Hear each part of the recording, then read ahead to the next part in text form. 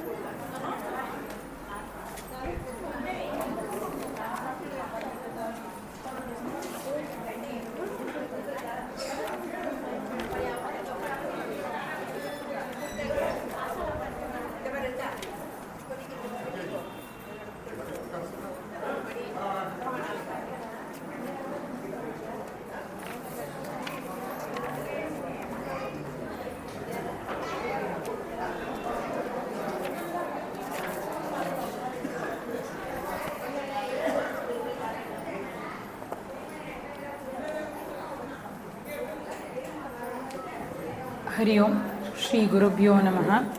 ओम सदाशिवसमारम्भां शङ्कराचार्यमध्यमाम् अस्मदाचार्यपर्यन्तां वन्दे गुरुपरम्पराम्. ओम शुक्लाम्बरधरं विष्णुं शशिवर्णं चतुर्भुजं प्रसन्नवदनं ध्यायेत् सर्वविघ्नोपशान्तये. व्यासं वसिष्ठनप्तारं शक्ते पौत्रमकल्मषं पराशरात्मजं वन्दे सुखदातं तपोनिधिं. व्यासाय विष्णुरूपाय व्यासरूपाय विष्णवे नमो वै ब्रह्मनिधये वासिष्ठाय नमो नमः. अविकाराय शुद्धाय नित्याय परमात्मने सदैकरूपरूपाय विष्णवे सर्वजिष्णवे. यस्य स्मरणमात्रेण जन्मसंसारबन्धनात् विमुच्यते. नमस्तस्मै विष्णवे प्रभविष्णवे. இதுக்கப்புறம் நம்ம சங்கர பாஷ்யத்தோடது இன்னைக்கு ஆன்லைனில் அனுப்பிச்சிருந்தோம் குரூப்பில். அதை ஒரு தடவை சொன்னதுக்கப்புறம் ரிப்பீட் பண்ணுங்க. போக போக நம்ம சேர்ந்து சொல்லலாம். சச்சிதானந்த ரூபாய कृष्णाय क्लिष्टकारिणे नमो वेदान्तवेद्याय गुरवे बुद्धिसाक्षिणे कृष्णद्वैपायनं व्यासं सर्वभूतहिते रतं वेदाब्जभास्करं वन्दे समाधिनिलयं मुनिं. सहस्रमूर्ते पुरुषोत्तमस्य सहस्रनेत्राननपादबाह्वोः सहस्रनाम्नां स्तवनं प्रशस्तं निरुच्य चे जन्मजरादिशान्तैः. ஸோ நம்ம விஷ்ணு சஹஸ்ரநாமம் அழகிய தை மாதத்தில் இல்லையா, தை பிறந்தால் வழி பிறக்கும் அப்படின்னு சொல்லக்கூடிய தை மாதத்தில் நம்ம தை 1ஆம் தேதி அன்றைக்கி நம்ம ஆரம்பித்து இன்றைக்கி தை அமாவாசை அன்னைக்கு அடுத்த வகுப்புக்கு நம்ம ஈஸ்வர கிருப்பையில் அடி எடுத்து வச்சுருக்கோம் இல்லையா. அப்போ நம்ம பகவான்கிட்ட பிரார்த்தனை பண்ணோம். பகவானே எனக்கு இன்றைக்கி விஷ்ணு சஹஸ்ரநாமம் சொல்லிட்டு ஆரம்பிக்கிற மாதிரி நமக்கு அனுகிரகம் பண்ண அப்படின்னு நினச்சோம். பகவான் அதே மாதிரி நமக்கு அந்த ஈஸ்வர அனுகிரகம் இதெல்லாம் தான் நமக்கு பகவான் நம்ம பக்கத்தில் இருக்காருங்கிறதுக்கு இதெல்லாம் ஒரு பெரிய ஒரு இது இல்லையா. அது நமக்கு ஆசீர்வாதம் இருக்குங்கிறது நமக்கு தெரியாது. ஸோ அப்படிப்பட்ட அந்த ஆசீர்வாதத்தோட நம்ம இன்னைக்கு 2ஆம் வகுப்புக்குள்ளே அடி எடுத்து வைக்க போகிறோம். ஸோ நமக்கு எல்லாருக்குமே தெரியும். இப்போ யாராவது சாதாரணமாக உட்காரச்சே ராம் ராம் ராம் ராம் முடியல ராம் ராம் ராம் ராம் நல்லா இருக்கியா ராம் ராம் இப்படியெல்லாம் சொல்லிகிட்டே இருந்தால் நமக்கு என்ன தெரியும்? கொஞ்சம் பக்தி இருக்கிற பர்சன் ரொம்ப எப்போவுமே பகவானோட பேரை சொல்லிகிட்டே இருக்கா, இல்லையா? நம்மளே தெரியும்ல, அந்த காலத்து வயசானவங்கலாம் பார்த்தேன்னா உட்காரும் போது பகவான் பேர், நிற்கும் போது பகவான் பேர், இடிக்கும் போது எங்கேயாவது இடிச்சுட்டா கூட பகவானோட பேர் தான் ஞாபகம் வரணும், மற்ற வார்த்தை வாயில வரக்கூடாதுங்கிறதுல ரொம்ப தெளிவா இருப்பா இல்லையா? அப்ப அந்த மாதிரி பேரை சொல்றவாள நம்ம வந்து பக்தன் அப்படின்னு சொல்றோம் இல்லையா? இதே மாதிரி ஒருத்தங்க வந்து ஹரி ஹரி இங்க வாயேண்டா, ஹரி ஹரி இங்க வாயேண்டா அப்படின்னு கூப்பிட்டுட்டே இருந்தான்னு வச்சுக்கோங்களேன். அப்ப அந்த பையன் என்ன சொல்லுவான், என்னமோ சும்மா எப்ப பார்த்தாலும் என் பேரை கூப்பிட்டுட்டே இருக்க, ஹரி ஹரி ஹரின்னு, கொஞ்ச நேரம் வாய் மூட மாட்டியா, எப்ப பார்த்தாலும் என் பேரை கூப்பிட்டுட்டே இருக்க அப்படின்னு சொல்லுவான் இல்லையா? அப்ப அந்த இடத்துல நீ ராம ராம ராம ராமன் சொன்னா, நீ பகவானை சொல்லும் போது உனக்கு லைஃப்ல எப்படி இருக்க, பாக்குறவங்க எல்லாம் ஓ பக்தன் இவங்க அப்படின்னு நினைக்கக்கூடிய தன்மை இருக்கு. நீ உன் பையனுக்கு ஹரின்னு பேர் வச்சுட்டு அந்த பையனை நீ 1000 வாட்டி கூப்பிட்டா கூட அந்த பையன் என்ன சொல்லுவான், சும்மா எப்ப பார்த்தாலும் என்ன எதுக்காவது சும்மா நை நைன்னு கூப்பிட்டுட்டே இருக்க, ராமகிருஷ்ணா கோவிந்தா சொல்ல மாட்டியான்னு கேட்பான். கரெக்டா? ராமகிருஷ்ணா கோவிந்தாவோட ஒரு பேர் தான் ஹரி. ஆனா அதுல என்ன பிரச்சனை அவங்க அம்மா பண்ணிட்டாங்கன்னு சொன்னா, அந்த ஹரிய சொல்லும் போது கூட ஹரி ஹரி அப்படின்னா பகவானை கூப்பிட்டு இருந்தாங்கன்னா பையன் கோச்சுட்டு இருக்க மாட்டான். பையனையே கூப்பிட்டு இருக்காங்க, பகவானை கூப்பிட மாட்டேன்றாங்கன்றதுனால தான் அவனுக்கு கோவம் இல்லையா? அப்ப நிதர்சனமா ஒண்ணு தெரியறது என்ன அப்படின்னு சொன்னா, இந்த உலக வாழ்க்கையில இருக்கிறவங்களை பத்தியே நம்ம எப்ப பார்த்தாலும் அவங்க பேரையே ஜபிச்சிட்டு இருந்தோம்னு சொன்னா நமக்கு மரியாதை கிடையாது. அது நம்ம பையனானாலும் சரி, இல்ல நம்மளோட இப்பெல்லாம் வந்து கணவனையே எல்லாம் பேர் சொல்லி கூப்பிடுறாங்க இல்லையா? அதனால கணவனா இருந்தாலும் சரி, யாரா இருந்தாலும் சரி, அந்த இந்த உலகத்துக்கு உட்பட்ட ஜனங்களை நம்ம பேர் சொல்லி அவங்க மேல என்ன அஃபெக்ஷன் வச்சாலும் அது வந்து நமக்கு வேண்டிய அளவுக்கான ஒரு மரியாதை கிடையாது. ஆனா அதுவே ஈஸ்வரனோட பேரை திருப்பி திருப்பி சொன்னா பகவானுக்கும் பிரீத்தி, சுத்தி இருக்கிறவங்களும் என்ன சொல்லுவாங்க, அவங்க பாட்டுக்கு ராமகிருஷ்ணா கோவிந்தான் இருப்பாங்கப்பா அப்படின்ற ஒரு மரியாதை வந்து நமக்கு இருக்கும் இல்லையா? சோ அந்த அந்த நாமம் நம்ம வந்து சொல்றதுக்கு அப்ப அதோட அந்த எந்த பர்சனை நம்ம கனெக்ட் பண்ணி சொல்றோங்கிறது ரொம்ப இம்பார்ட்டன்ட். கரெக்டா? அப்ப பையன் ஹரிய சொல்றதுக்கு பதிலா பகவான் ஹரிய சொன்னோம்னா நமக்கு வந்து நன்மை நடக்கும் இல்லையா? அப்ப அந்த நாமம் எவ்வளோ இம்பார்ட்டண்ட்டோ அதற்குரிய நாமியும் இம்பார்ட்டன்ட் இல்லையா? அப்ப யாருக்கு அந்த பேர் இருக்கோ அந்த பேர் உடையவங்களை நம்ம வந்து அந்த பகவானை நம்ம வந்து பிரார்த்தனை பண்ணணும். அதுக்கு தான் வந்து பகவான் என்ன சொல்லியிருக்கார், சஹஸ்ரநாமம் கொடுத்திருக்கார் இல்லையா? இப்ப வந்து ஜென்ரலா நான் கீதா படிச்சுட்டு இருக்கேன் அப்படின்னு நீங்க யார்கிட்டயா போய் சொன்னேன்னா எல்லாருக்கும் என்ன தெரியும்னா, ஓ பகவத்கீதா படிச்சுட்டு இருக்காங்க. நீங்க பகவத்கீதான்னு கூட சொல்ல வேண்டாம், கீதா படிச்சுட்டு இருக்கேன் அப்படின்னு சொன்னாலே பகவத்கீதா படிக்கிறாங்க.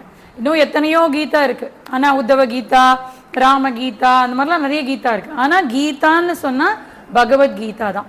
அதே மாதிரி சஹஸ்ரநாமம்னு சொன்னா விஷ்ணு சஹஸ்ரநாமம் தான். மற்றதுக்கு நீங்க வந்து சேர்த்து சொல்லணும், லலிதா சஹஸ்ரநாமம், இந்த சஹஸ்ரநாமம்லாம் நான் வந்து சொன்னேன் அப்படிங்கிறத அதோட சேர்த்து சொல்லணும். ஜென்ரலா சஹஸ்ரநாமம் படிச்சேன் அப்படின்னு சொன்னா எல்லாருக்கும் மனசுல ஞாபகம் வருது விஷ்ணு சஹஸ்ரநாமம். அப்ப அதுதான் வந்து வெரி வெரி வெரி ஃபேமஸ் இல்லையா?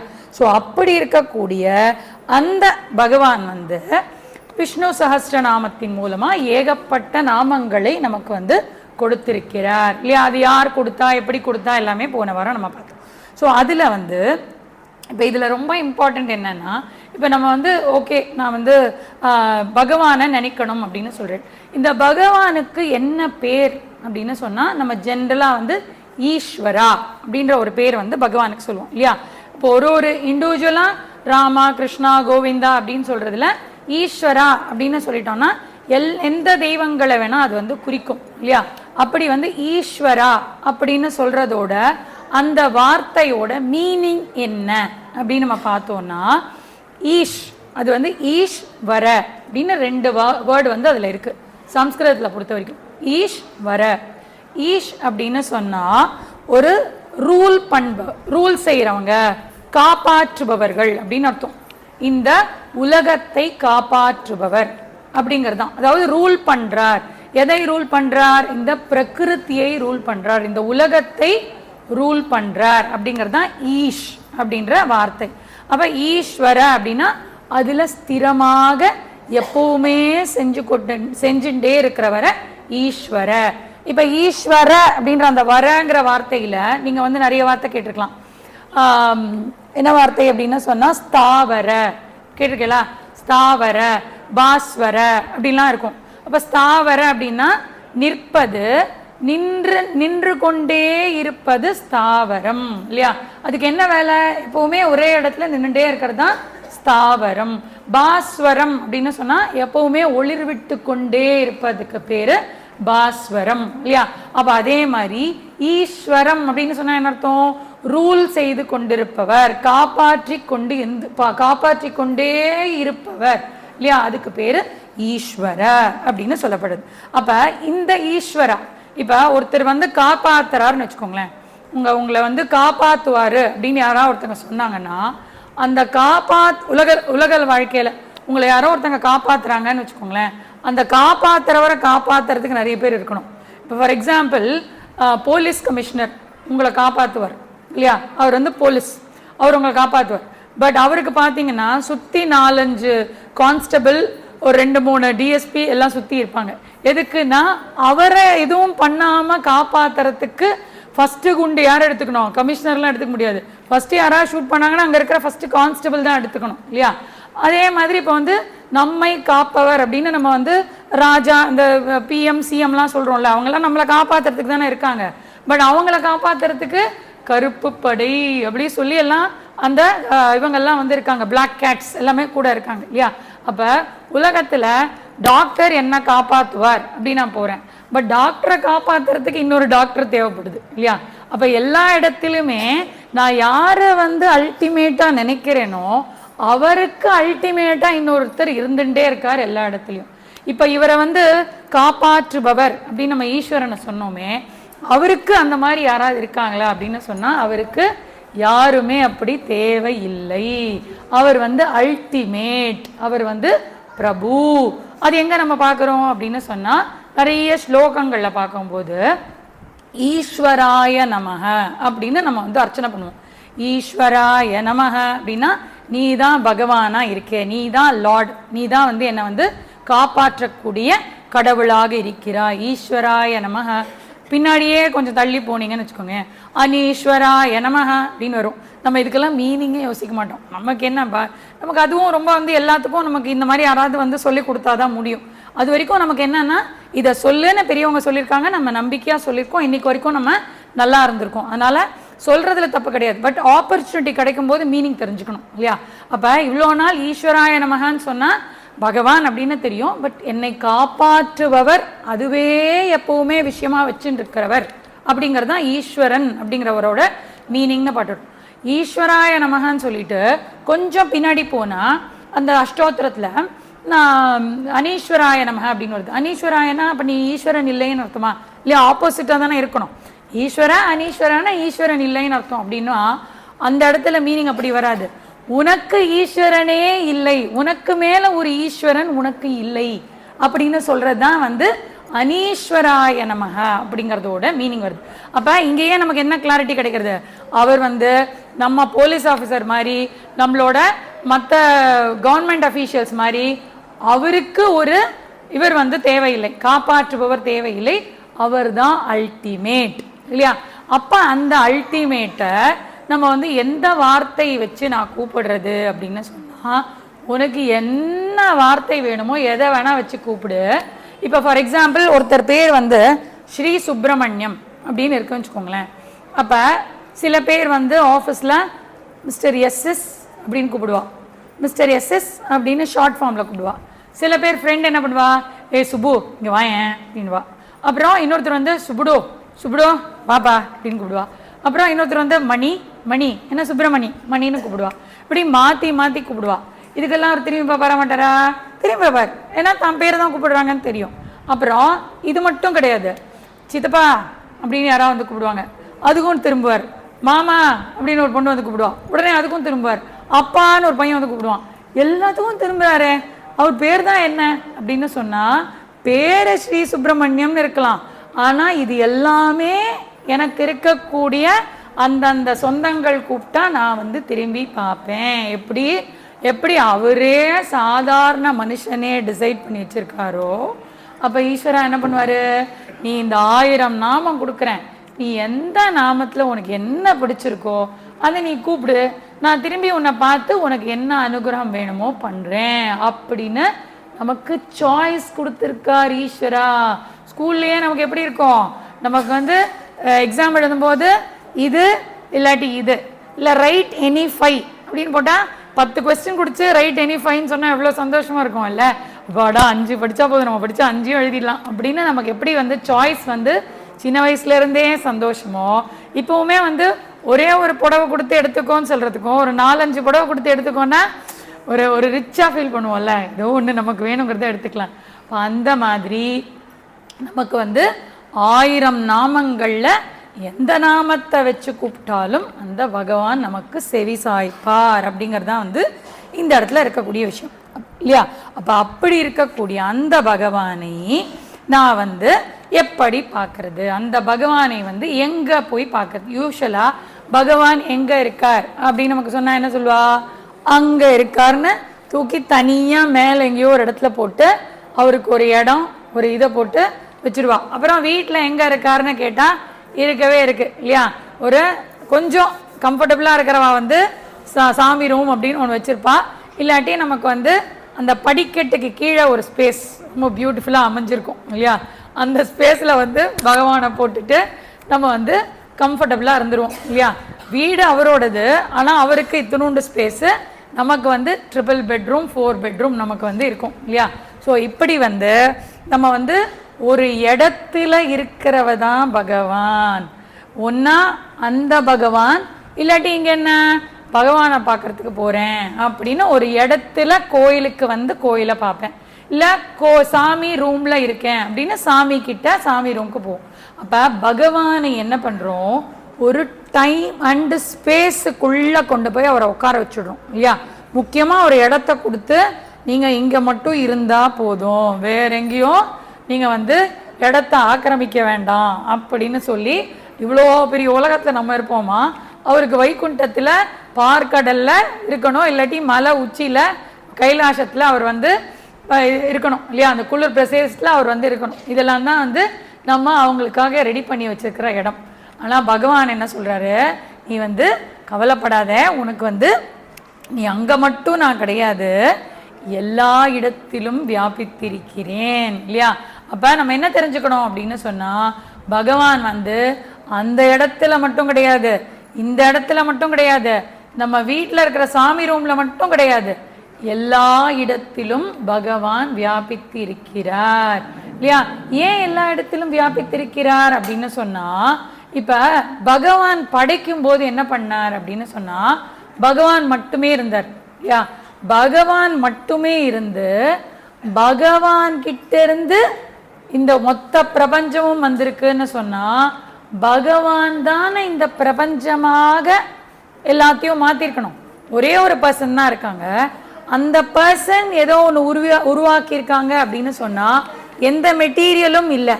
அப்ப பகவானே இந்த உலகமாக வியாபித்திருக்கிறார். அதனால நம்ம என்ன பண்ணோம், இந்த அவதாரங்கள் சொல்லு அப்படின்னு சொல்றோம்ல, சொல்லும் போது மத்ஸ்யா கூர்மா வராக நாரசிம்ம அப்படின்னு சொல்லி ஒரு 10 அவதாரத்துல சொல்லிடுவோம் இல்லையா. அப்புறம் இங்க பார்த்தா வியாசாய விஷ்ணு ரூபாய வியாச ரூபாய விஷ்ணுவே, அப்ப வியாசரும் இன்னொரு அவதாரம்னு சொல்றது. அப்போ ஒரு இடத்துலயும் நிறைய அவதாரங்கள் இருக்கு, நமக்கு வந்து ஃபுல்லா தெரியாது. நமக்கு மைண்டுக்கு ஞாபகம் வச்சுக்க முடிஞ்சது 10 தான் அப்படிங்கிறதுனால 10 அவதாரத்தை கொடுத்துருக்கா. பட் அவதாரம் முதல்ல எது தெரியுமா வந்தது, முதல் அவதாரம் இந்த ஜெகத் தான் முதல் அவதாரம். அந்த பகவானுடைய அந்த அவதாரம் வந்து இந்த ஜெகத். அதனால இந்த ஜெகத்தை எப்படி பார்க்கணும், இந்த பகவான் மேலேயே நம்ம உட்கார்ந்துட்டு இருக்கோம், இந்த ஒன்னொன்னையும் ஈஸ்வராவாக நான் பார்க்க தெரிந்து கொள்ள வேண்டும் இல்லையா. அப்ப நான் வந்து அந்த பகவானை நான் வந்து இந்த உலகமாக பார்க்க வேண்டும். எங்கேயோ இருக்கிற பகவானை நான் வந்து சுப்பிரமணி இங்க வா அப்படின்னு கூப்பிடுற மாதிரி எங்கிருந்தோ கூப்பிட வேண்டாம். அந்த பகவானை எங்க இருக்கார், இங்கேயே இப்பவே அவர் எல்லா இடத்திலும் வியாபித்திருக்கிறார். கரெக்டா? அப்ப எல்லா இடத்திலும் வியாபித்திருப்பவர் இங்க இருப்பாரா இல்லையா? கண்டிப்பா இருப்பார் இல்லையா? அப்ப இந்த இடத்துல கண்டிப்பா இருப்பார். அதனால நம்ம என்ன சொல்றோம், ஹிருதய குகைக்குள்ள பகவான் இருக்கிறார் அப்படின்னு சொல்லி அல்டிமேட்டா அங்கேயும் கொண்டு வந்து நிறுத்துறோம் இல்லையா?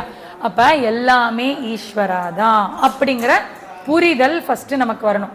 அப்ப எல்லாமே ஈஸ்வராவா இருக்கிறதுல நம்ம என்ன பண்ணணும், ஒன்னொன்னுலயும் ஈஸ்வரத்துவத்தை பார்க்கணும். அவ்வளவுதான் நம்மளோட டியூட்டி. என்னன்னு சொன்னா எல்லாத்துலயும் ஈஸ்வரா தழும்ப தழும்ப தழும்ப தழும்ப இருந்துட்டே இருக்கார். அதை பார்க்கணும். எல்லார்கிட்டையும் ஈஸ்வரத்துவத்தை பார்க்கணும். மற்ற விஷயத்தை நம்ம வந்து இல்லைன்னு சொல்லி நெகேட் பண்ணிட்டே இருக்கணும். அப்படி நம்ம பார்க்கறதுக்கு பகவான் வந்து எப்படிப்பட்டவர், அந்த பகவான்னு சொல்றோமே அவருக்கு வந்து என்னெல்லாம் குவாலிட்டிஸ் இருக்கு அப்படின்னு நம்ம பார்த்தோம்னா, நம்ம எல்லாம் இதெல்லாம் கேட்டிருப்போம். நிறைய பாகவதம் இங்க இருக்கிறவெல்லாம் நிறைய படிச்சிருக்கேள் இல்லையா? ஒரு பண்டிகைன்னு சொன்னா அதுக்கேற்ற விஷயத்த படிக்கிறேள், அந்த இதுங்கெல்லாம் கேட்கிறேள், பாகவதம் இது எல்லாமே வந்து கேட்டிருப்பேள் இல்லையா? அப்ப அப்படி சொல்லும் போது பகவான் அப்படின்னு சொல்லும் போது அவருக்கு எவ்வளவு குணங்கள் இருக்கு? 6 முக்கியமான விஷயங்கள் அவர்கிட்ட ஸ்ரேயஸ் இருக்கு இல்லையா? இப்ப பலவான் அப்படின்னு சொன்னா பலம் இருக்கவன், பணம் இருக்கிறவன் அப்படிலாம் சொல்றோம்ல. அந்த மாதிரி பகவான் அப்படின்னா பகன்னு சொல்லி 6 விதமான ஒரு ஐஸ்வர்யங்கள் உடையவர். என்னது அப்படின்னு சொன்னா அந்த ஸ்லோகம் வந்து எல்லாருக்கும் தெரிஞ்சிருக்கும். ஐஸ்வர்யஸ்ய சமக்ரஸ்ய வீரியஸ்ய யசஸ்ரீயா ஞான வைராகியோ சைவ க்ஷணானா பக இதீரண அப்படின்னு இதீரணா அப்படின்னு இந்த ஸ்லோகம் வந்து சொல்றது. ஸ்லோகம் விட நமக்கு என்னென்னு மட்டும் நோட் பண்ணிக்கலாம் சரியா? பகவான் வந்து மொத்த ஞானமும் ஈஸ்வரன் தான். அப்ப பகவான் வந்து நீங்க எங்க ஞானத்தை பார்த்தாலும் அந்த இடத்துல யார் இருக்கார்? ஈஸ்வரா. அப்ப இந்த உலகத்தோட இந்த உலகத்துக்கும் அப்பாற்பட்டு இருக்கக்கூடிய ஞானம் அது வந்து ஈஸ்வரன். ரெண்டாவது என்னது? வைராகியம் இல்லையா? ரெண்டாவது வந்து ஞானம் இருக்கிற இடத்துல என்ன இருக்கும்? வைராகியம் இருக்கும் இல்லையா? நம்ம தான் என்ன கேட்கிறோம்? அன்னபூர்ணே சதா பூர்ணே சங்கர பிராணவல்லபே ஞான வைராகிய சித்தியர்த்தம் இல்லையா? ஞானம் இருந்த இடத்துல வைராகியம் இல்லைன்னு சொன்னா அந்த ஞானத்தை என்ன பண்ணுவா? பணத்துக்கு யூஸ் பண்ணுவா, வீழ்ச்சிக்கு யூஸ் பண்ணுவா இல்லையா? அப்ப வைராகியத்தோட கூடிய ஞானம் இம்பார்ட்டன்ட். அப்ப ஞானம் என்னும் சொத்து பகவானுடையது, வைராகியம் என்னும் சொத்து பகவானுடையது. வீரியம், வீரியம்னா நமக்கே தெரியும், அதாவது வீரம், எங்க பார்த்தாலும் அந்த வீரம் அது வந்து பகவானுடையது. அப்புறம் யஷஸ், யஷஸ்னா என்னது? புகழ். எங்கேயாவது ஏதாவது ஒரு புகழ் கிடைச்சது அப்படின்னு சொன்னா, கீர்த்தி கிடைச்சதுன்னா அது யாரோடது? ஈஸ்வரனுடையது. பகவானுடைய புகழை தான் நம்ம எல்லா இடத்திலும் நம்ம வந்து பார்க்கிறோம். யஷஸ். அப்புறம் ஸ்ரீ இல்லையா? ஸ்ரீனா என்னது? சாக்ஷாத் மகாலட்சுமி. எங்க பணம் பார்த்தாலும் அது யாரு? இது வந்து பகவானுடையது, நம்மளுடையது கிடையாது இல்லையா? ஸ்ரீ. அப்புறம் ஐஸ்வர்யம் இல்லையா? ஐஸ்வர்யம் சொன்னா மற்ற எல்லாமே இல்லையா? மற்ற எல்லா விதமான நமக்கு வந்து குழந்தை எல்லாத்தையுமே நம்ம வந்து ஐஸ்வர்யம் கீழே கொண்டு போகல. ஸோ அது எல்லாமே அந்த ஈஸ்வரன். ஸோ இந்த 6மே பகவான் அப்படிங்கிறவரோடது. அதனால இதெல்லாம் என்கிட்ட வரணும்னா என்ன பண்ணணும்? அந்த பகவானை ரெகுலரா நம்ம வந்து பிரார்த்தனை பண்ணணும். அப்படிங்கிறது தான் பகவான். அப்ப இருக்கிறவர் தானே அதை கொடுக்க முடியும். நீங்க யார்கிட்ட போய் பணம் கேட்பேள்?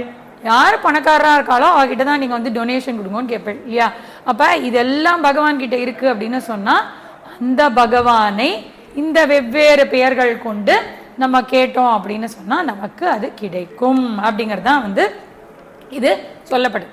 ஸோ இப்படி இருக்கிறதுல இந்த நம்ம பார்க்கக்கூடிய இந்த மகாபாரதம் வந்து, மகாபாரதத்தில் வரக்கூடிய இந்த விஷ்ணு சஹஸ்ரநாமம் வந்து ரொம்ப ரொம்ப ரொம்ப ரொம்ப விசேஷம் அப்படின்னு சொல்லப்படுது இல்லையா? அந்த விசேஷங்கள்லாம் போன வாரம் நம்ம பார்த்தோம். இருந்தாலும் அதில் இன்னும் கொஞ்சம் இருக்கு, அதெல்லாம் மிஸ் பண்ணிட வேண்டாம்ல அப்படிங்கிறதுனால இன்னும் கொஞ்சம் விசேஷங்களை நம்ம பார்க்க போகிறோம். என்ன அப்படின்னு சொன்னா, சாஸ்திரேஷு பாரதம் சாரக அப்படின்னு சொல்றது. அதாவது சாஸ்திரங்கள்ல இந்த மகாபாரதம் இருக்குல்ல, அது வந்து சாரமாக கொடுக்கப்பட்டுள்ளது. அப்ப மகாபாரதம் வந்து மொத்த சாஸ்திரத்தோட சாரமாக சொல்லப்படுகிறது. சாரம்னா உங்களுக்கு தெரியும்ல, அதோட அந்த ஜூஸ் அப்படி சொல்றோம்ல, அதுதான் சாரம். மொத்த சாஸ்திரத்தோட பாரதம் சாரம் அப்படின்னு சொல்றது இல்லையா. ஏன் அப்படின்னு சொன்னா, ஏன் அதுக்கு சாரம் அப்படின்னு சொன்னா என்ன இருக்கு அதுல? மகாபாரதத்துல தத்ர நாம சஹஸ்ரகம் என்ன இருக்கு? சஹஸ்ரநாமம் மகாபாரதத்துல இருக்கிறது. அதனால அதுக்கு மகாபாரதத்துக்கு சர்வசாஸ்திரத்தோட சாரம் அப்படின்ற ஒரு பெருமை இருக்கு. அது மட்டுமா இருக்கு, இன்னொன்னு என்ன இருக்கு மகாபாரதத்துல? வைஷ்ணவம் கிருஷ்ணகீதாச்ச இல்லையா. கிருஷ்ணர் கொடுத்த பகவத்கீதை மகாபாரதத்துல இருக்கிறது. அப்ப மகாபாரதத்தை சாஸ்திரத்தோட சாரமா சொல்றோமே, என்ன காரணம் அப்படின்னு நம்ம பார்த்தோம்னா இந்த ரெண்டு காரணம் தான். அதுல விஷ்ணு சஹஸ்ரநாமம் இருக்கு, பகவத்கீதை இருக்கிறது. அதனால அது கீதா சதத் ஞானாத் முச்சியதே அஜ்ஞானாத். யார் இது ரெண்டையும் படிக்கிறாளோ அவர்கள் அஜ்ஞானத்திலிருந்து விடுதலை ஆவார்கள். அஜ்ஞானம்ங்கிறது சம்சாரம், அதிலிருந்து விடுதலை ஆவார்கள். அஜ்ஞானம்ங்கிறதுக்கு என்ன மீனிங் சொன்னா சம்சாரம். நமக்கெல்லாம் இருக்கா இல்லையா? சம்சாரம் இருக்கு இல்லையா. அங்க இருக்கக்கூடிய ஆண்களுக்கு மட்டும் சம்சாரம் கிடையாது. அவங்க அந்த மாதிரி ஒரு பொருள் தமிழ்ல மட்டும் போட்டு வச்சிருக்கா, அதனால ஒத்துக்காதீங்க அதை, சரியா? எல்லாருக்கும் சம்சாரம் இருக்கு. பிறவி எடுத்தாலே சம்சாரம் இருக்கிறது இல்லையா. அப்படிப்பட்ட அந்த சம்சாரம் அஜ்ஞானம் போகணும்னா இந்த ரெண்டையும் படிச்சா எனக்கு ஞானம் கிடைக்கும். எந்த ரெண்டையும்? விஷ்ணு சஹஸ்ரநாமத்தையும் பகவத்கீதையும் அப்படின்னு சொல்லப்படுது. அப்ப அந்த மகாபாரதத்தை சொல்லும் போது ஒரு ஃபேமஸ் ஒரு வேர்டு ஒன்று சொல்லுவா. என்ன ஒரு லைன் ஒன்று சொல்லுவா. என்ன அப்படின்னு சொன்னா, எத் இஹ அஸ்தி தது அந்யத்ர எத்ன இஹ அஸ்தி ந தத்ர க்வசித் அப்படின்னு சொல்லி, எதிஹாஸ்தி தத் அந்யத்ர என்னேஹாஸ்தி ந தத் க்வசித் அப்படின்ற ஒரு விஷயம் மகாபாரதத்தை பத்தி சொல்லுவாங்க. அப்படின்னா என்ன அர்த்தம்னா, மகாபாரதத்துல இருக்கிறது தான் உலகத்துல எல்லா இடத்திலும் இருக்கான். மகாபாரதத்துல இல்லாதது உலகத்துல எங்கேயுமே இல்லையா. அப்ப இந்த உலகத்தை நான் புரிஞ்சுக்கணும்னு சொன்னா என்ன பண்ணணும்? மகாபாரதத்தை புரிஞ்சுக்கணும். மகாபாரதத்தை புரிஞ்சுட்டேன்னா உலகத்துல அதுக்கு மேல எனக்கு தெரிஞ்சுக்க வேண்டிய விஷயம் எதுவுமே கிடையாது. ஏன்னா மகாபாரதத்திலேயே இந்த உலகத்தோட எல்லா விஷயமும் அடங்கி இருக்கு. அப்படிங்கிறதுனால அந்த மகாபாரதத்துல ஏன் அந்த மகாபாரதம் மகாபாரதத்துக்கு ரெண்டு கண்கள் எது? ஒன்னு விஷ்ணு சஹஸ்ரநாமம், இன்னொன்னு பகவத்கீதை. அப்ப கீதா 6வது பீஷ்ம பர்வத்துல வருது. விஷ்ணு சஹஸ்ரநாமம் 13வது அனுசாசன பர்வத்துல வருது அப்படின்னு சொல்லி நம்ம பார்த்தோம். அதுல 149வது அத்தியாயம்லாம் போன வாரம் நம்ம பார்த்தோம் இல்லையா. அப்ப அப்படிப்பட்ட அந்த விஷ்ணு சஹஸ்ரநாமத்தை யார் படிக்கிறாளோ அவளுக்கு ஒரு கிளாரிட்டி கிடைக்குமா. என்ன கிளாரிட்டி அப்படின்னு சொன்னா, இந்த பிரம்மசூத்திரம்னு ஒன்று படிக்கணும். சாஸ்திரத்தை தொட்டோம்னா பிரம்மசூத்திரம்னு ஒன்று படிக்கணும். அந்த பிரம்மசூத்திரத்துல முதல் இது அதிகாரம் இருக்கு, அதிகரணம் இருக்கு. அது என்ன அப்படின்னு சொன்னா சமன்வியாதி அதிகரணம், சமன்வய அத்தியாயம், சமன்வய அத்தியாயம் அப்படின்னு ஒரு அத்தியாயம் இருக்கு. அந்த அத்தியாயத்துல 135 சூத்திரங்கள் இருக்கு. அந்த 135 சூத்திரங்கள்ல எதை எம்பசைஸ் பண்ண ட்ரை பண்றது அப்படின்னு சொன்னா, இந்த விஷ்ணு சஹஸ்ரநாமத்துல நம்ம படிச்சு புரிஞ்சுக்கணும்னு நினைக்கிறோமே, அதுதான் பிரம்மசூத்திரத்துல அந்த முதல் அத்தியாயத்துல நம்ம யூஸ்வலா படிக்கிறது என்னமோ 4 சூத்திரம் தான். ஜென்ரலா சாஸ்திரத்தை படிக்கிறேன் அப்படின்னு சொல்றவா கூட 4 சூத்திரம் தான் படிப்பா பிரம்மசூத்திரத்துல. ரொம்ப ரொம்ப ரேரா தான் 555 சூத்திரம் எல்லாம் சொல்லி கொடுத்துருக்கா. அதுல என்னுடைய குருநாதர் ஸ்ரீ சுவாமி பிரம்மயோகானந்தா கடந்த 4 வருஷங்களா பிரம்மசூத்திரத்தோட 555 சூத்திரங்களும் எடுத்து இப்போ ரீசெண்டாக ரிஷிகேஷ்ல போய் மே மாசத்துல போய் நாங்கள் ஒரு 350 பேர் போய் சமர்ப்பணம் பண்ணிட்டு வந்தோம். அப்போ அந்த மாதிரி சொல்லி கொடுக்கறது வெரி வெரி வெரி ரேர்.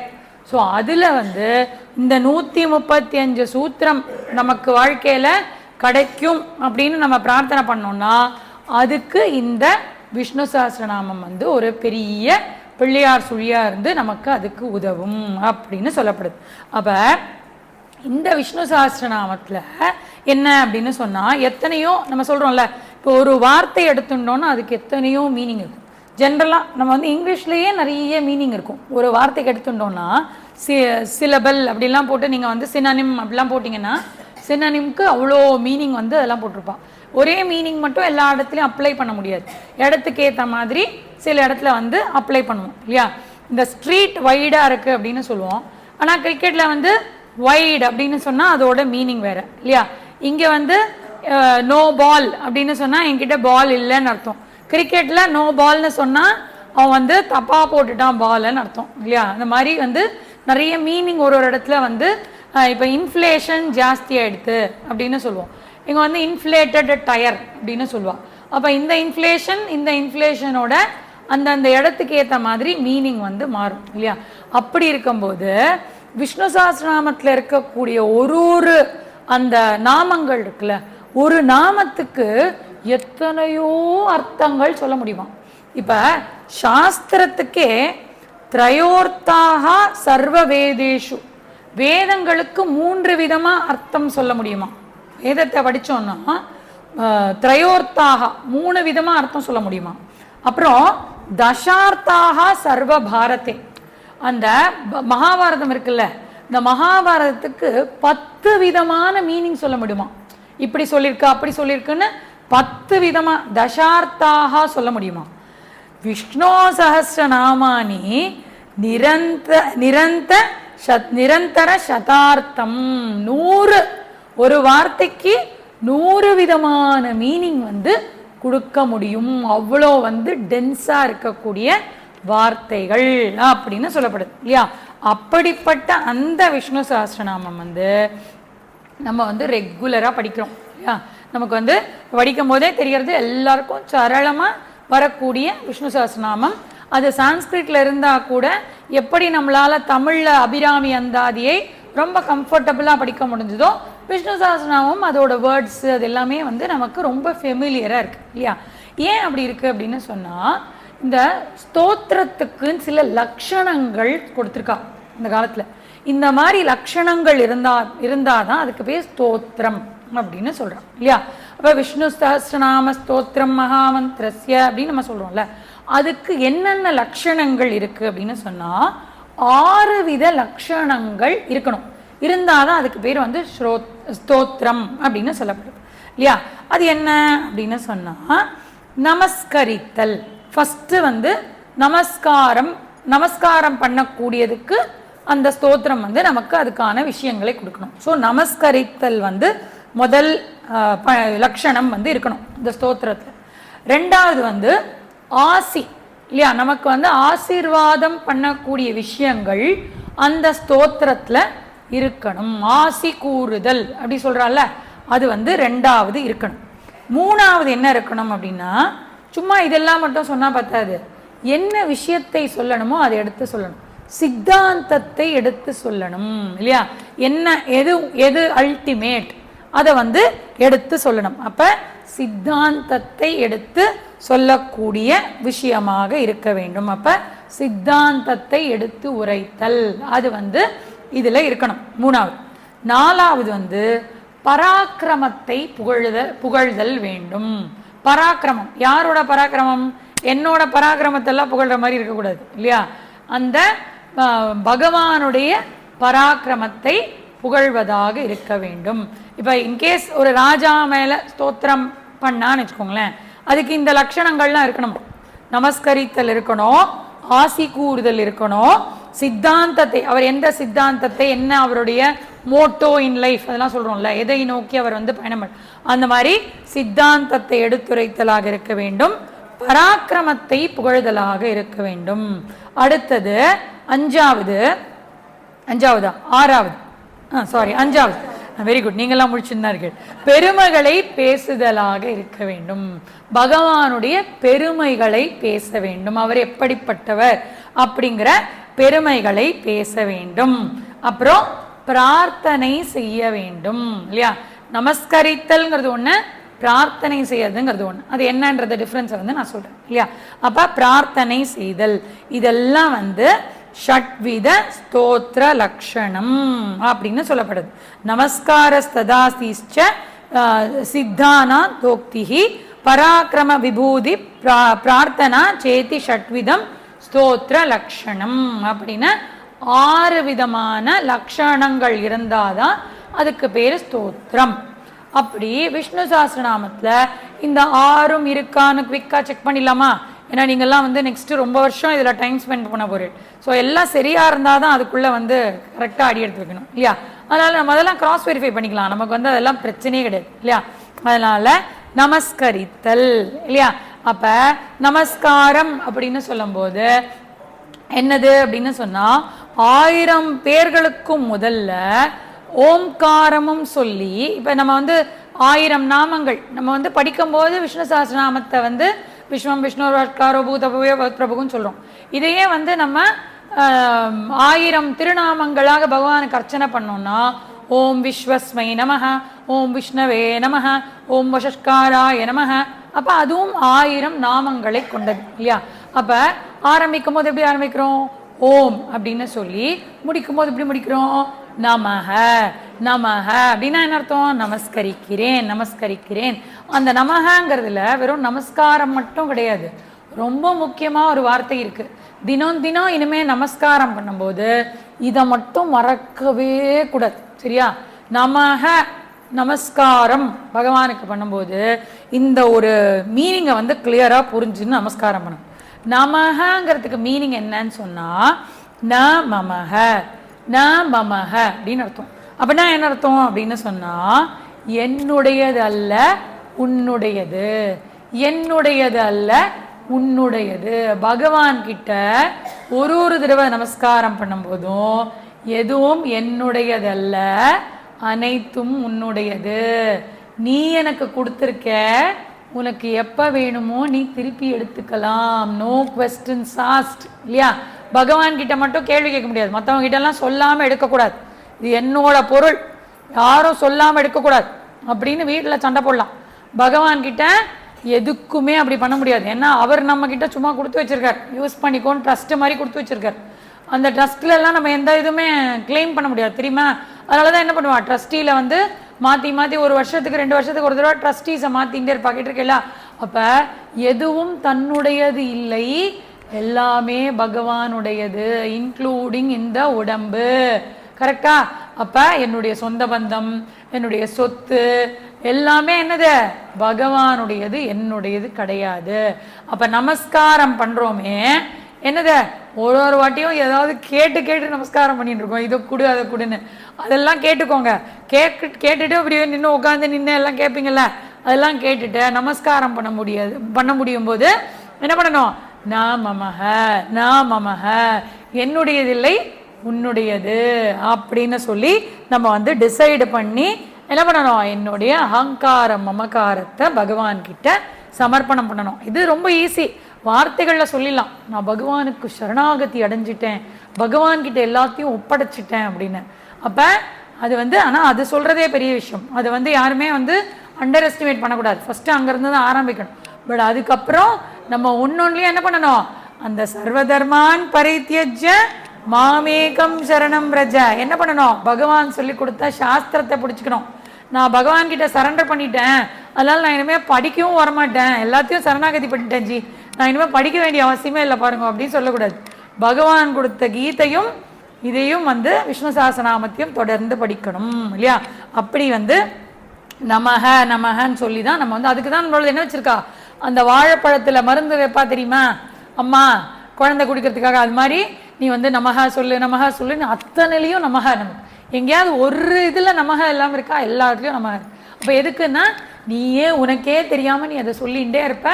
உனக்கு ஒரு நாள் அது மீனிங் தெரிஞ்சு கிளாரிட்டியோட சொல்லும் போது இன்னும் வைராகியம் உனக்கு வரும் அப்படிங்கிறதுனால இல்லையா. ஸோ அது வந்து நமஹ, அது வந்து நமஸ்கரித்தல். அடுத்தது என்னது? ஆசி கூறுதல் இல்லையா. அப்ப ஆசி கூறுதல் அப்படின்னு சொல்லும் போது நம்ம வந்து என்ன சொன்னா நமக்கு என்ன கிடைக்கும்ன்ற ஆசீர்வாதம் வந்து சொல்லவே வேண்டாம் இல்லையா. முதல்ல நம்ம வந்து ஆரம்பிக்கும் போதும் நமக்கு வந்து சொல்றா, பலஸ்ருதியிலும் நமக்கு வந்து ஆசீர்வாதம் இல்லையா. அப்ப நம்ம இன்னைக்கு பார்க்கும்போது கூட எஸ்ய ஸ்மரண மாத்திரேன ஜென்ம சம்சார பந்தனா விமுச்சதே இல்லையா. அப்ப என்ன எனக்கு இது சொல்ல சொல்ல ஜென்ம சம்சார அதுல இருந்து எனக்கு வந்து விடுதலை. அதனால இது என்னது, ஆசி கூறுதல். சொல்லும் போது ஒண்ணுமே கிடைக்காது, சும்மா சொல்லணும் அப்படின்னு சொல்லல, உனக்கு ஆசீர்வாதம் பண்ணி பண்ணி இதெல்லாம் இதுல இருந்து வித்யார்த்தி லபத்தே வித்யா தனார்த்தி லபத்தே தனம், அதெல்லாம் வந்து நம்ம ஆசீர்வாதத்துல சொல்லக்கூடியது. அப்புறம் சித்தாந்தத்தை எடுத்துரைத்தல் இல்லையா. சித்தாந்தம் என்னது அப்படின்னு சொன்னா, வாசுதேவனுடைய பக்தர்களுக்கு எங்கேயுமே தீங்கு விளையாது இல்லையா. பகவான் வந்து கூடவே இருப்பார் அப்படிங்கிறத நமக்கு வந்து ஒரு ஒரு இடத்துலையும் நமக்கு வந்து எம்பசைஸ் பண்ணிகிட்டே இருப்பா. அப்போ நீ வந்து உனக்கு என்ன ஒரு பயம் இருந்தாலும் விஷ்ணு சஹஸ்ரநாமம் சொல்லு, பயம் போயிடும் அப்படின்னு நமக்கு வந்து சொல்லுவா இல்லையா. அப்போ சாதாரண பயத்துக்கு மட்டும் கிடையாது, சம்சாரமாகிய திருப்பி திருப்பி பிறவியிடாமல் இருக்கிறதுக்கு விஷ்ணு சஹஸ்ரநாமம் ரொம்ப இம்பார்ட்டண்ட். அப்போ பிறப்பு இறப்பு மூப்பு எல்லா பிரச்சனைகள்லேருந்தும் எனக்கு வந்து வெளியில் வர்றதுக்கு இந்த புருஷோத்தமனோட பக்தியோட எனக்கு வந்து இதை வந்து கொடுக்கப்படுறது. அப்போ இதை பண்ணுறவாளுக்கு என்னது, கோபம் வராது, பொறாமை வராது, பகவான் மேலே பிரீத்தி வரும், பேராசை கிடையாது, கெட்ட எண்ணம் வராது. இதெல்லாம் லௌகீகமாக நம்ம வந்து இதெல்லாம் உனக்கு வந்து கிடைக்கும். அதே மாதிரி அது என்னது, ஆச்சார பிரபோ தர்ம தர்மச பிரபுரச்சுத அப்படிலாம் நம்ம சொல்கிறோம்ல. அப்போ தர்மத்துக்கு ஏன் இதெல்லாம் எனக்கு கிடைக்கிறது, தர்மத்துக்கு பிரபு அச்சுதன். அப்போ தர்மத்தோட விஷயம் எனக்கு கிடைச்சாகணுமா வேண்டாமா, கண்டிப்பாக கிடைச்சே ஆகணும் இல்லையா. ஸோ அப்படி சொல்லக்கூடிய அந்த சித்தாந்தம். அப்புறம் அந்த சித்தாந்தம் என்னது, நம்ம இப்போ சொன்னோம்ல, இந்த பகவான் வந்து உலகமாக இருக்கிறார் அப்படின்னு சொல்லும்போது என்னது, விஸ்வம் விஷ்ணுர் வசஸ்காரோ. அப்போ இந்த உலகம், விஸ்வம்னா என்னது, இந்த உலகம், அது யாரு, சாக்ஷாத் அந்த விஷ்ணுதான் அப்படின்னு நமக்கு சொல்ற மாதிரி நமக்கு வந்து சொல்லப்படுது இல்லையா. அப்ப சித்தாந்தம். அப்புறம் முக்தானாம் பரமாகதி, இது உனக்கு படிச்சேன்னா என்ன கிடைக்கும், உனக்கு முக்தி கிடைக்கும், மோட்சம் கிடைக்கும், அதுதான் பரமகதி அப்படின்னு சொல்லி அதெல்லாம் கிடைக்கிறது. இதெல்லாம் வந்து சித்தாந்தத்தை எடுத்து உரைப்பது அப்படின்றது கீழே இதெல்லாம் வந்துடும். அப்புறம் நாலாவது என்னது அப்படின்னு சொன்னா, பராக்கிரமத்தை புகழ்தல், பகவானுடைய பராக்கிரமத்தை எடுத்து சொல்லணும் இல்லையா. அப்ப என்னது, அபராஜிதக, அவர் வந்து ஜெயிக்க முடியாதவர், அவர் தான் வந்து எப்பவுமே வின் பண்ணக்கூடியவர். சர்வசக, எல்லா இடத்திலும் வியாபித்து இருப்பவர்.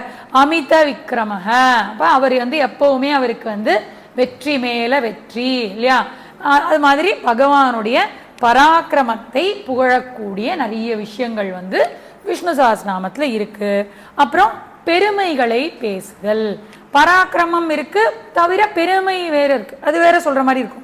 என்னது அப்படின்னு சொன்னா, பகவானை மீறி இங்க இருக்கக்கூடிய விஷயங்கள் எதுவுமே கிடையாது.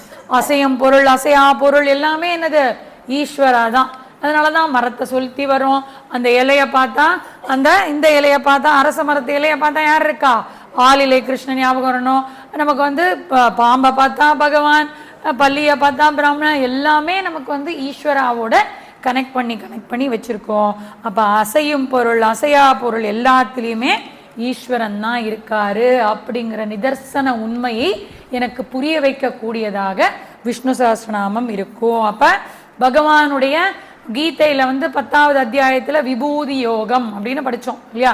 அப்ப கிட்டத்தட்ட ஒரு 45-50 விஷயங்கள் வந்து பகவானுடைய விபூதி ஒன்னொன்னும் எந்த இடத்துல இருக்கு, ஸ்தாவரானாம் ஹிமாலய, அப்புறம் வந்து அஸ்வத்த விருட்சம், அது மாதிரி ஒன்னொன்னுலயும் கிரேட்டஸ்ட் வாசுகி, இது எல்லாமே அனந்தஸ்சாஸ்மி, அந்த மாதிரி ஒன்னொன்னுலயும் வந்து பக்தர்கள்ல அசுர குலத்துல இருக்கக்கூடிய பக்தியில நான் வந்து பிரகலாதனா இருக்கேன் அப்படின்னு சொல்லி ஒன்னொன்னா பகவான் வந்து கிரேட்டஸ்ட் எல்லாத்தையும் சொன்னார் இல்லையா. அப்ப அது எல்லாமே நம்ம சொல்றோம்ல, நிற்பதெல்லாம் நெடுமால் அப்படின்ற ஒரு வார்த்தை கேட்டிருக்கோம்ல, நிற்பதெல்லாம் நெடுமால். அப்ப அவர் தான் அக்னி, அவர் தான் வாயு, அவர் தான் வந்து பூமி, அவரே சூரியன் சந்திரன், எல்லாமே அவர் தான். அப்ப நீ பெருமைக்கு எங்கேயும் போய் தேட வேண்டாம், நீ பார்க்கறது அத்தனையும் பெருமை தான் பகவான். அப்புறம் பார்க்கிற நீ, உன்னுடைய கண் என்னது, அந்த சூரிய ஒளி இருந்தாதான் இந்த உலகத்துல எல்லாத்தையும் பார்க்க முடியும். ஆனா உன் கண்ணு எப்படி இருக்கு, அந்த சூரியனோட பவர்ஃபுல்லா இருட்டை பார்க்கறது. சூரியன் நினைக்காது இருட்டை பார்த்துருக்காரோ? சூரியனால இருட்டை பார்க்க முடியாது. ஆனா உங்க கண்ணால் இருட்டை பார்க்க முடியுமா? அழகா இருட்டு இருட்டுன்னு உங்களுக்கு தெரியறதே. சூரியனுக்கு பாவம் இருட்டே தெரியாது இல்லையா? சூரியன் வரும்போதே இருட்டு வந்து மறைஞ்சு போயிடும். ஆனா என்னால சூரியனுக்கும் கிடைக்காத ஒரு விஷயம் என் கண்களுக்கு கிடைக்கிறது அப்படின்னு சொன்னா, அப்ப என்னுடைய கண்ணில் யார் இருக்கா? அந்த ஈஸ்வரா இருக்கா. என்னுடைய மனசுல யார் இருக்கா? ஈஸ்வரா இருக்கா. கையை நீங்க இப்படி தூக்குறேல, என்னது? ஈஸ்வரா. மூச்சு விடுறது ஈஸ்வரா, மூச்சை பிடிக்கிறது ஈஸ்வரா, வலி ஈஸ்வரா, எல்லாமே ஈஸ்வரா. அத்தனைக்கும் பெருமைக்கு எங்கேயோ போய் தேட வேண்டாம். உங்ககிட்ட இருக்கிற ஒன்னொன்னும் ஈஸ்வரா தான். அதனால வெளியில பார்த்தா ஈஸ்வரா, உள்ள பார்த்தா ஈஸ்வரா, நடுவுல பார்த்தா ஈஸ்வரா, எல்லாமே பகவான் இல்லையா? அப்ப உருவே உலகெல்லாம். ஆனா அவர் எப்படி? உருவம் இல்லாதவர் அப்படின்றதையும் நம்ம வந்து சொல்றோம் இல்லையா? அப்ப அனிர்தேஷ வப்புஹு அப்படின்னு சொல்லி நம்ம வந்து சுட்டி காட்ட முடியாது இல்லையா? இங்கதான் பகவான் சுட்டி காட்ட முடியாது இல்லையா? அதனாலதான் அவன் வந்து என்ன கேட்டான், இங்க இருக்காரா இங்க இருக்காரா, ஒன்னொன்னா உடைச்சிட்டு வந்து இங்க இருக்காரான்னு கேட்டான் இல்லையா? ஏன்னா ஒரு இடத்துல உன்னால சுட்டி காட்டிட முடியாது. ஆனா பகவானுக்கு வேணும்னா எங்க வேணா தன்னுடைய பிரபாவத்தை காமிப்பார், எங்க வேணா வந்து ஈஸ்வரனா குவைட்டா இருப்பார். அப்ப அதனாலதான் நம்ம என்ன பண்ணிட்டு இருக்கோம், நமக்கு என்னது, ஒரு கல்லுல பகவானை கொண்டிருக்கோம் இல்லையா? அப்ப பகவான் வந்து இந்த தூணிலும் இருக்கிறார், துரும்பிலும் இருக்கிறார் அப்படிங்கிறத நீ கல்ல வந்து பகவானா பார்த்துட்டேன்னு சொன்னா என்ன அர்த்தம்? எல்லாத்தையுமே உன்னால ஈஸ்வராவா பார்க்க முடியணும். அதனால அப்ப நம்ம கேட்டிருக்கோம் இல்லையா, ஆணல்லன் பெண்ணல்லன் அழியும் மன்னன் காணலுமாகான் உன்னலன்னன் இல்லை என்னன் உளநல்லன் இளையன்னன் பேணுங்கால் பேணுருவாகும் அல்லலுமாம் கோணானை கோணை பெருதுடையம்பாம் பெருமானை கூறுதலே அப்படின்னு சொல்லி நம்மாழ்வாரோட பாசுரத்துல. அப்ப அவர் வந்து ஆணன்னு சொல்லுவியா, பெண்ணுன்னு சொல்லுவியா, அலின்னு சொல்லுவியா, எப்படியுமே உன்னால வந்து கொண்டு வர முடியாது. அப்படிப்பட்ட அல்லலுமாம் இருப்பாரு இல்லைன்னு எதுவுமே உன்னால சொல்ல முடியாது இல்லையா? அப்படி வந்து அப்ப நம்ம இன்னைக்கு எந்த நாள்ல பார்த்துட்டு இருக்கோம், நம்ம வந்து எப்படி அவர் வந்து ஏன் இன்னைக்கு வந்து அமாவாசை இல்ல பௌர்ணமி அப்படின்னு எப்படி வந்து மாத்தி சொல்லி அந்த அம்பாள் என்ன பண்ணா, பௌர்ணமி அந்த இடத்துல தன்னோட இதை கொண்டு எப்படி வர வச்சாலோ அந்த மாதிரி நீ நம்பின அப்படின்னு சொன்னா எங்க வேணா ஈஸ்வராவை உன்னால கொண்டு வர முடியும். அதுதான் வந்து இந்த இடத்துல. அப்ப பகவான் வரணும்னு அவசியம் கிடையாது, பகவான் எல்லா இடத்திலும் இருக்காரு, நீ அதை புரிஞ்சுக்கணும், அவ்வளவுதான் இல்லையா? பகவான் வரணும்னு நீ கேட்கற வரைக்கும் வரமாட்டார் அவர். பகவானை புரிஞ்சுக்கணும்னு சொன்னா உனக்கு வந்து காட்சி கொடுப்பார். அதுதான் வந்து பெரிதுக்கு பெரிதாய் அணுவுக்கு அணுவாயா இல்லையா? அப்புறம் பயக்ரத் பயநாசனக, பயத்தை கொடுப்பவனும் அவனான், பயத்தை எடுப்பவனும் அவன்தான். அதனால பயம் கூட யாரு? ஈஸ்வரா தான். இன்னும் கீதையில என்ன சொல்றாரு, மறதி இருக்குன்னா அது நான் தான்ப்பான்றாரு பகவான் இல்லையா? மறதி கூட ஈஸ்வராமா. அதனாலதான் ஜி அது எனக்கு நிறைய இருக்கு ஜி அப்படின்னு நம்ம நினைப்போம். பட் மறதி வந்து பெரிய வரம் இல்லையா? மறதி இல்லைன்னா நமக்கு வந்து எவ்வளோக்கு எவ்வளோ ஞாபகம் பெரிய வரமோ மறதியும் பெரிய வரம் இல்லையா? அது வந்து நமக்கு எந்த இடத்துல வேணுமோ அந்த இடத்துல இருக்கணும் இல்லையா? அப்படி வந்து அப்புறம் பிரார்த்தனை செய்தல். பிரார்த்தனை செய்தல்னா என்னது? பிரார்த்தனை வந்து ரொம்ப ரொம்ப ரொம்ப முக்கியம். ஏன் பிரார்த்தனை ரொம்ப முக்கியம் அப்படின்னு சொன்னா, நம்மளா ஒரு விஷயத்த பண்ற வரைக்கும் பிரார்த்தனை அவசியம் கிடையாது இல்லையா? நீங்க இப்ப இந்த சேர் எடுத்து வைங்கன்னு சொன்னேன்னு வச்சுக்கோங்களேன், அதுக்கெல்லாம் நீங்க யாரையுமே கூட வேணாம், உங்களாலே எடுத்து வச்சிட முடியும். ஆனா பிரார்த்தனை எப்போ ரொம்ப இம்பார்ட்டன்ட்னா, உங்களால ஒரு விஷயத்த பண்ண முடியாம இருக்கணும். பண்ண முடியாம இருக்கும்போது தான் அந்த இடத்துல பிரார்த்தனை அவசியம்.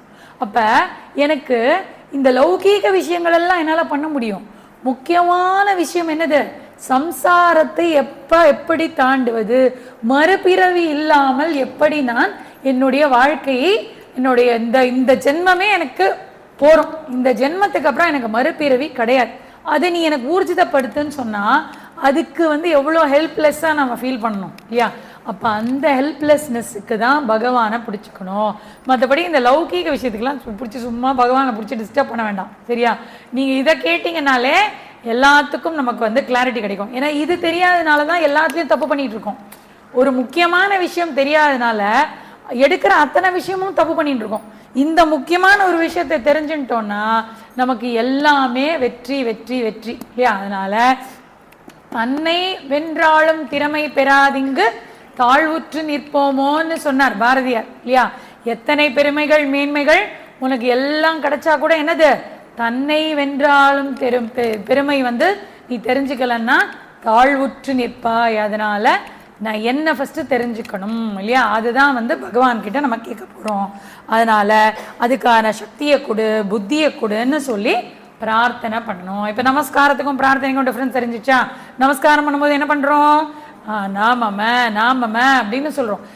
இங்க பிரார்த்தனை பண்ணும்போது என்ன பண்றோம், என்னுடைய சம்சாரத்தை நீ எடுத்துடு, என்னுடைய ஹெல்ப்லெஸ்னஸை நான் பொருந்து வச்சுட்டு இருக்கேன், அதை நீ எடுத்துடு அப்படின்னு சொல்லி அப்படி இருக்கக்கூடிய அந்த பிரார்த்தனை செய்து நம்ம வந்து அந்த பகவானை வணங்கணும். அப்படி இருக்கக்கூடிய அந்த சஹஸ்ரநாமத்தை வந்து நம்ம தொடர்ந்து படித்தோம் அப்படின்னு சொன்னால் நமக்கு வந்து சரம சம்ஹிதா அப்படின்னு ஒரு இது வந்து இருக்குது, ஆயுர்வேதத்துலலாம் வந்து சொல்லப்படுது.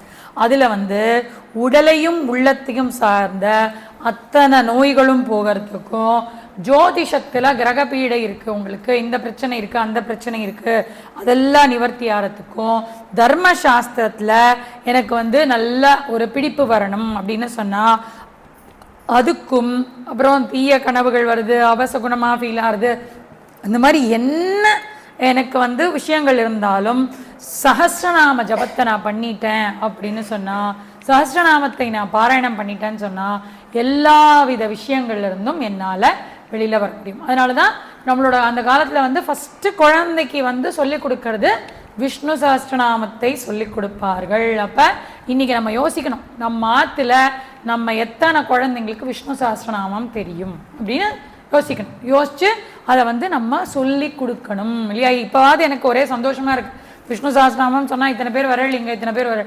இதே ஒரு 10 வருஷம் கழிச்சு நான் விஷ்ணு சஹஸ்ரநாமம் சொன்னால் இவெல்லாம் வளர்ந்து விஷ்ணு சஹஸ்ரநாமம் படிச்சிருக்கணுமே, இந்த குழந்தைங்கள்லாம் படிச்சிருக்கோம், பட் இதுக்கப்புறம் வர எல்லா குழந்தைங்களும் படிச்சிருப்பாளான்னு தெரியலையே. ஏன்னா ஸ்கூல்லையும் சொல்லிக் கொடுக்குறதுல எங்கேயும் சொல்லிக் கொடுக்குறதுல ஒரே கவலையாக இருந்தது நீ விஷ்ணு சஹஸ்ரநாமம் சொல்லும் போது. இப்போ இவ்வளோ பேர் கூட்டம் வந்திருக்கான், பகவான் பரவாயில்ல எனக்கு ஏதோ அனுகிரகம் பண்ணுறா, இதே இன்னொரு 10 வருஷம் கழிச்சு சொல்லணும்னு சொன்னால் இதே கும்பல் தான் திருப்பி வரணும், புது முகங்கள் வர வேண்டாமோ, அவளுக்கு விஷ்ணு சஹஸ்ரநாமம் தெரிஞ்சுக்கணும்ல, பகவானே எல்லாருக்கும் நீ சொல்லிக் கொடு அப்படின்னு சொல்லி நான் வந்து பிரார்த்தனை பண்ணேன். ஸோ அப்படி இருக்கக்கூடிய அந்த விஷ்ணு சஹஸ்ரநாமம் வந்து வெரி வெரி வெரி டிவைன் அப்படின்னு சொல்லப்படுது இல்லையா. அந்த விஷ்ணு சஹஸ்ரநாமத்தில் நம்ம என்ன பண்ணோம் அப்படின்னு சொன்னால், இந்த நம்ம பார்க்கக்கூடிய நம்ம வந்து ஜென்ரலாக விஷ்ணு சஹஸ்ரநாமத்தில் வந்து பூர்வ பாகம் பலஸ்ருதி அதெல்லாம் நம்ம வந்து பார்க்குறோம் இல்லையா. அப்போ அந்த பூர்வ பாகத்தில் வந்து மகாபாரதத்தில் 6 to 18 வரைக்கும் தான் மகாபாரதத்தில் இருக்குது. அதுக்கு முன்னாடி இருக்கிறது வந்து நம்ம அதில் ஆட் பண்ணிட்டு இருக்கோம், விஷ்ணு சஹஸ்ரநாமத்தில் ஆட் பண்ணிட்டு இருக்கோம் அந்த ஸ்லோகங்கள்லாம். அதே மாதிரி வந்து பின்னாடி இருக்கக்கூடியதில் வந்து 33 ஸ்லோகங்கள் இருக்குது இல்லையா. அதாவது வனமாலியும் சேர்த்துட்டோம் அப்படின்னு சொன்னால் 34 ஸ்லோகங்கள். அது எல்லாமே வந்து அத்தனையும் வந்து பாராயணத்துக்காக சிலது கொடுக்கப்பட்டிருக்கு. பட் நம்ம மகாபாரதத்தில் பார்த்தோம் அப்படின்னு சொன்னால் 142 வேர்சஸ் மட்டும்தான் மகாபாரதத்தில் இருக்கும். நம்ம மொத்தமாக சொல்கிறது வந்து 171 சொல்கிறோம். நம்ம வந்து மொத்தமாக சொல்கிறது 171 சொல்கிறோம். எல்லாம் ஒரு ஒரு இதுவும் சொல்லணும்னா 171. அந்த 171ல் 142 வந்து மகாபாரதத்தில் ஸ்ட்ரெயிட்டாகவே இருக்குது. மற்றதெல்லாம் வந்து நம்ம பாராயண விதிக்காக சிலதெல்லாம் வந்து நம்ம ஆட் பண்ணியிருக்கோம் அப்படின்னு சொல்லப்படுது சரியா. ஸோ அது வந்து நம்ம தெரிஞ்சுக்கணும். அப்படி தெரிஞ்சுட்டு நம்ம வந்து இப்போ வந்து என்ன சொல்கிறோம், அந்த மங்கள ஸ்லோகம் அதை சொல்லி நம்ம வந்து ஆரம்பிக்கிறோம் இல்லையா. நம்ம சங்கர பாஷ்யத்தோட மங்கள ஸ்லோகம் சொல்லி அதை வந்து ஆரம்பிக்கிறோம். அது மட்டும் குயிக்காக வந்து பார்த்துடலாம். இன்றைக்கி நான் அனுப்பிச்ச அந்த குரூப்பில் இருக்கக்கூடிய அந்த ஸ்லோகம் நீங்கள் எடுத்து வச்சுக்கோங்க. அதில் இருக்கக்கூடிய இந்த சச்சிதானந்த ரூபாய கிருஷ்ணாயா கிளிஷ்டகாரினே அப்படின்னு இருக்கு இல்லையா. அப்படின்னா என்ன அர்த்தம் அப்படின்னா, ஃபஸ்ட்டு யாருக்கு நமஸ்காரம் பண்ணணும், அந்த கிருஷ்ணருக்கு நமஸ்காரம் பண்ணணும் இல்லையா. அதுதான் வந்து சச்சிதானந்த ரூபாய. அந்த பகவான் எப்படி இருக்காரு, அவர் வந்து சச்சித் ஆனந்த ரூபத்தில் இருக்கிறார். சத் அப்படின்னு சொன்னா எல்லாமாக இருக்கிறார் இல்லையா. இப்போ ஒரே ரூபத்துல தான் கிருஷ்ணர் இருக்காருன்னா இவரை மட்டும் எனக்கு பிடிக்கும் அப்படின்னு சொன்னா இதை மட்டும் எடுத்துன்னு போயிடுவேன். மற்ற நிறைய இடத்துல என்னது, மற்ற சில கோயிலுக்கு போவா சில கோயிலுக்கு போக மாட்டா, அந்த மாதிரி நிறைய கேட்டிருக்கோம்ல. அப்போ அந்த மாதிரி பகவான் கிட்ட வந்து கிருஷ்ணன் ஒரு உருவத்தை கொடுத்துட்டு அதை மட்டுமே பிடிச்சிட்டு இருப்பா. அதனால பகவான் என்ன பண்ணிட்டாரு, சச்சித் ஆனந்தம் அப்படின்றார் இல்லையா. அப்ப சத் அப்படின்னு சொன்னா எல்லா இடத்திலும் வியாபித்திருக்கிறார். ஆமாஞ்சி, எல்லா இடத்துலயும் வியாபித்திருக்கார் அப்படின்னு சொல்லிட்டு என்னது இங்க விட்டுடுவோம் இல்லையா. அதனால சித் அப்படின்னு சொல்லி, சித்துனா என்னது, என்னுடைய கான்சியஸ்னஸ். நீங்கெல்லாம் கான்சியஸா இருக்கல இல்லையா, இருக்கேள் இல்லையா. தூங்கிட்டு இருந்தா கூட கான்சியஸா இருக்கேள் இல்லையா, அது வந்து உண்மை இல்லையா. அதனால சத்து சித்து. நீங்கெல்லாம் யாரும் தூங்கல, எல்லாம் சமத்தா கேட்டுருக்கள். சும்மா பேருக்கு ஒரு ஒரு இது வர்றதுக்காக, உத்வேகம் வர்றதுக்காக, சரியா. ஸோ சச்சித் ஆனந்த ரூபமாக பகவான் இருக்கிறார். அப்ப சச்சித் ஆனந்த ரூபாய கிருஷ்ணாய அக்லிஷ்டகாரினே அப்படின்னு இருக்கு. அக்லிஷ்டகாரினேனா என்னது, அவர் எப்படி ஒர்க் பண்ணுவார்னா எஃபர்ட்லெஸ்ஸா. அவர் வந்து ஏதாவது பண்ணணும்னா எப்படி பண்ணுவாரு, ரொம்பலாம் கஷ்டப்பட வேண்டாம். நம்ம வந்து இந்த சேரை வந்து இப்படி ஒரு சேரை எடுத்துட்டு இப்படி கூட நம்மளால வச்சுக்க முடியாது. சுண்டு வரல உங்களால சேரை தூக்க முடியுமா, தூக்க முடியாது. ஆனால் அவர் எப்படி பண்ணாரு, அப்படி எஃபர்ட்லெஸ்ஸா சுண்டு விரல்ல அந்த கோவர்தனகிரியே தூக்கிட்டார் இல்லையா. அப்ப எது பண்ணாலும் அவருக்கு எப்படி வெரி வெரி எஃபர்ட்லெஸ். அப்ப அப்படி பகவானால பண்ண முடியும். அதான் வந்து கிருஷ்ணாய அக்லிஷ்டகாரினே. அந்த கிருஷ்ணா எப்படிப்பட்டவர், சச்சித் ஆனந்த ரூபாய கிருஷ்ணாய அக்லிஷ்டகாரினே. அவருக்கு வந்து நம்ம வந்து நமஸ்காரம் பண்ணுகிறோம். என்னது, அவர் எப்படி தெரிஞ்சுக்க முடியும், வேதாந்த வேத்யாய. வேதாந்தத்தின் மூலமாக தான் பகவானை முழுவதுமாக தெரிந்து கொள்ள முடியும் இல்ல. வேதாந்தம்னா என்னது, வேத அந்தம் இல்லையா, வேதத்தின் முடிந்த பகுதி, முடிவு பகுதி, அதுதான் வேதாந்தம். அந்த வேதாந்தம்ங்கிறது என்னது, உபனிஷத், கீதை, இந்த விஷ்ணு சஹஸ்ரநாமம், அதெல்லாம் எங்க வருது, பின்னாடி வருது இல்லையா. மகாபாரதம் எல்லாம் போய் அந்த இடத்துல வந்து நமக்கு அந்த. அப்ப வேதாந்தம் அப்படின்னு சொன்னா வேதத்தோட அந்த பாகம், பூர்வ பாகம் அந்த பாகம் அப்படின்னு இருக்கு. அப்ப வேதாந்த விஷயத்துல தான் பகவானை தெரிஞ்சுக்க முடியும். அப்ப வேதாந்த வேத்யாய. அப்ப அவர் எப்படி இருக்காரு, அந்த வேதாந்த வேத்யாவா இருக்கிறவர் வந்து, வேதாந்தத்துல தெரிஞ்சுக்கிறவர் வந்து ஏன் முன்னாடி எப்படி இருக்காரு, குரவே இல்லையா. ஏன் முன்னாடி குருவாக இருக்கிறார். ஏன்னா அந்த குருமுகமாக தான் உங்களுக்கு இந்த விஷயம் வந்து பகவானை பத்தி தெரியாது இல்லையா. அந்த முழு முதற் கடவுளை எப்படி தெரிஞ்சுக்கிறீங்க நீங்க, குருமுகமா தெரிஞ்சுக்கிறீங்க. அப்ப குரவே இல்லையா, குரவே. அப்புறம் உங்க முன்னாடி குரு மூலமா தெரிஞ்சுக்கிறீங்க. உங்ககிட்ட எப்படி தெரிஞ்சுக்கிறீங்க, உங்களோட புத்தியில புரிஞ்சிடுத்துன்னு ஒன்னு நின்று உங்களுக்கு சொல்லிகிட்டே இருக்குல்ல, புரிஞ்சிருக்கு புரியல, புத்தியில உங்களுக்கு தெரியுதா தெரியலையா, ஜி நீங்க சொல்றது நன்னா புரியுறது ஜி, இல்ல ஜி கொஞ்சம் புரிஞ்சுதாங்க, கொஞ்சம் கொஞ்சம் புரியல ஜி அப்படின்னு உங்க புத்திக்கு தெரியுதா இல்லையா. அப்ப அந்த புத்தியில சாட்சியா நின்னு அந்த பகவான் வந்து சொல்லிக்கிட்டு இருக்காரு. அப்ப அதுதான் வந்து புத்தி சாட்சினே அப்படின்னு இந்த இடத்துல வந்து சொல்லப்படுறது. ஸோ அதுதான் வந்து நம்ம இன்னைக்கு விஷயத்துல நம்ம பார்க்கக்கூடிய அந்த விஷயம். அப்ப சச்சிதானந்த ரூபாய கிருஷ்ணாய அக்லிஷ்டகாரினே நமோ வேதாந்த வேத்யாய குரவே புத்தி சாட்சினே அப்படின்னு சொல்லி ரொம்ப அழகா வந்து பகவான் வந்து இந்த அழகான தியான ஸ்லோகத்துல மங்கள ஸ்லோகத்தோட இன்னியோட வகுப்பு வந்து நமக்கு முடிஞ்சிருக்கு. இதுலயே வந்து இன்னும் 2 ஸ்லோகங்கள் இருக்கு. அதுக்கப்புறம் நமக்கு வந்து நம்ம வந்து சுக்லாம்பரதம்குள்ள நம்ம வந்து அடுத்த வகுப்புல நம்ம வந்து அழகா போறதுக்கு பகவான் வந்து நமக்கு எப்படி பண்ணியிருக்காரு, கரெக்டா முதல் ஸ்லோகம் முடிஞ்ச உடனே நமக்கு வந்து முடிஞ்சது அப்படின்னு சொல்லி பகவானே நமக்கு வந்து ஆக்ஞா கொடுத்துருக்கார்.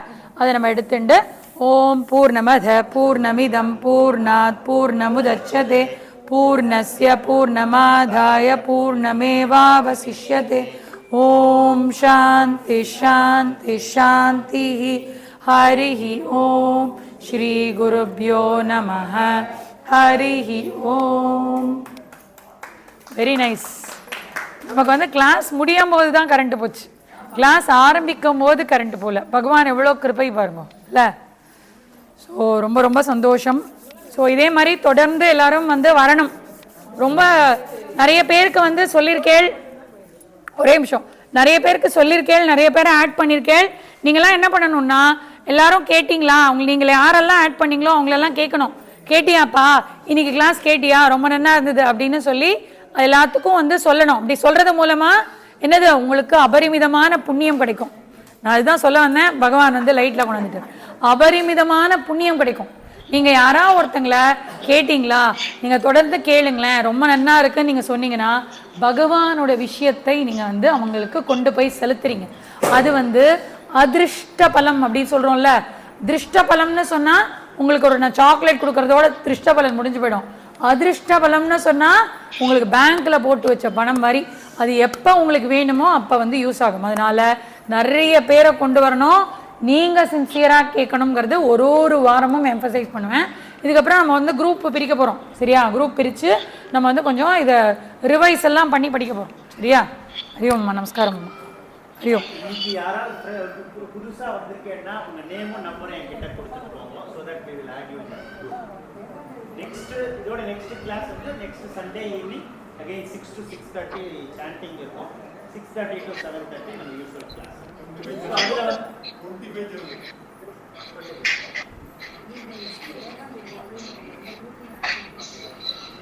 हरिओम जी, वंदना जी சொல்லுங்க. हरिओम जी. हरिओम जी. நீங்க அந்த ஆசி கூறுதல் சொன்னேன் இல்லையா, ஆமா. ரிப்பீட் பண்ண முடியுமா? ஆசி கூறுதல் ஒரு நிமிஷம். ஆசி கூறுதல் வந்து நம்ம வந்து பகவானை வந்து நமக்கு என்னெல்லாம் கிடைக்கும்னு பகவான் சொல்வார்னு சொன்னோம்ல. முன்னிரையிலையும் பலஸ்ருதியிலையும் எஸ் மரண மாத்திரேனா ஜென்ம சம்சார பந்தனாத் அப்படிலாம் சொல்கிறோம்ல. அதெல்லாம் வந்து எனக்கு ஆசீர்வாதமாக சொல்கிறது. இதெல்லாம் சொன்னேன்னா இதெல்லாம் நினச்சிட்டேன்னா எனக்கு வந்து நன்மை நடக்கும். அப்புறம் வித்யார்த்தி லபதே வித்யாம், தனார்த்தி லபதே தனம், அதெல்லாம் சொல்கிறோம்ல, அதெல்லாம் ஆசீர்வாதம். ஹரிஓம் ஜி.